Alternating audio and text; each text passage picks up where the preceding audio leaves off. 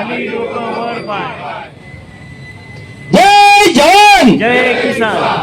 आणि म्हणून त्या देवेंद्र फडणवीसांचे व्हिडिओ की जे पाचोऱ्याच्या जळगावच्या भुसावळच्या सभेमध्ये आमच्या जिल्ह्यातल्या आणि कापूस उत्पादकांना सोयाबीन उत्पादन दिले ते शब्द त्यांच्या तोंडून आपण ऐकूया. आम्ही शेतमालाचे भाव पडले, कापसाचे सोयाबीनचे भाव पडले. आम्ही मोदीजींना विनंती केली, मोदीजींनी सांगितलं हो शेतकऱ्यांना मदत करा. आम्ही 4,000 कोटी रुपयाचं पॅकेज त्या ठिकाणी मंजूर केलं. भावांतर योजनेच्या अंतर्गत या ठिकाणी आपली निवडणूक संपली आणि आचारसंहिता संपली की कापसाचा शेतकरी आणि सोयाबीनचा शेतकरी यांच्या खात्यामध्ये थेट भावांतराचे पैसे त्या ठिकाणी आम्ही जमा करणार आहोत. आणि हे आता हे लबाड सांगतायत की या भावांतर योजनेतून देऊ.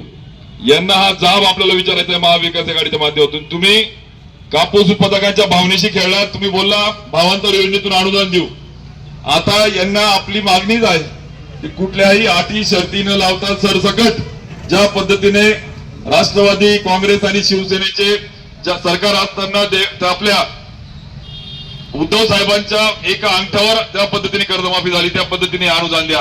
नाहीतर यांचे काय हुशार अटी लावा शर्ती लावा ते आम्हाला मान्य नाही. दुसरी ज्या लढाई राजूदादा दूध उत्पादकांचं ते पण समजून घ्या आपण काय नक्की यांनी शब्द आपल्याला दिलाय.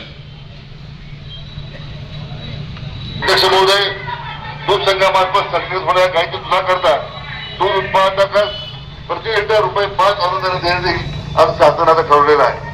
सदर योजना राज्यातील फक्त सहकारी दूध उत्पादक संस्थांमार्फत राबवण्यात येईल. यांनी घोषणा केली दुधाला 5 रुपये अनुदान देऊ. 95 नाही 97 ते 98% शेतकरी बरोबर त्या शेतकऱ्यांना अनुदान मिळालं नाही. आणि वाईट दुःख आणि खेद याचा आहे की या कमिटीवर आपल्या तालुक्याचे आमदार त्या राज्याच्या कमिटीवर जे 3 होते त्याच्यामध्ये 1 होते. आणि आपल्याला आजपर्यंत तो त्या ठिकाणी फरक मिळाला नाही. तो फरक आम्हाला कधी देणार आपण आज त्याचं उत्तर घेऊन त्याला एक विविध कालावधीत सगळ्यात आपण मागणार आहोत. आमच्या हक्काचं आहे. आम्ही काही आवाज मागण्या करत नाही. जे आमच्या हक्काचं आहे जे तुम्ही शब्द दिले त्या कष्टकरी दूध उत्पादकाला मिळालं पाहिजे. तिसरं तुम्हाला माहिती आहे स्मार्ट मीटर दोरेकर साहेब स्मार्ट मीटरच्या नावाने यांनी खूप मोठं 27,000 कोटीचा घोटाळा या ठिकाणी केलाय. त्याला महाविकास आघाडी आपल्या 40 तालुक्यात एकही स्मार्ट मीटर बसणार नाही हा इशारा आपण आज आंदोलनाच्या निमित्ताने देतोय. कारण की त्याच्याने फायदा कमी तोटे 8,000 मेगावॅटचे सगळे फिडर हे आपल्याला या ठिकाणी सोलरायझेशन त्याचं करायचं आहे जेणेकरून शेतकऱ्यांची मागणी दिवसा विजेची आपल्याला पूर्ण करता येईल. हा व्हिडिओ तो महावितरण कंपनीनं राज्यामध्ये सर्व ग्राहकांना स्मार्ट प्रीपेड मीटर्स लावण्याची तयारी सुरू केलेली आहे. आणि तपासणी केली तर हे दिसून येतं की या स्मार्ट प्रीपेड मीटर्सचा सर्वसामान्य छोटे घरगुती ग्राहक 300 युनिटच्या आत वीज वापरणारे सर्वसामान्य छोटे व्यावसायिक अशा जवळजवळ 2 कोटीहून अधिक ग्राहकांना याचा काहीही उपयोग आणि फायदा होणार नाही आहे. पहिली महत्वाची गोष्ट आहे मीटर्सची किंमत. ह्या मीटर्सची किंमत सध्या जे आपल्याकडे मीटर्स बसवले आहेत त्याची किंमत 1600 रुपयापासून 4,000 रुपयापर्यंत आहे. पण हा मीटर 12,000 रुपयाला खरेदी केले जाणार आहे.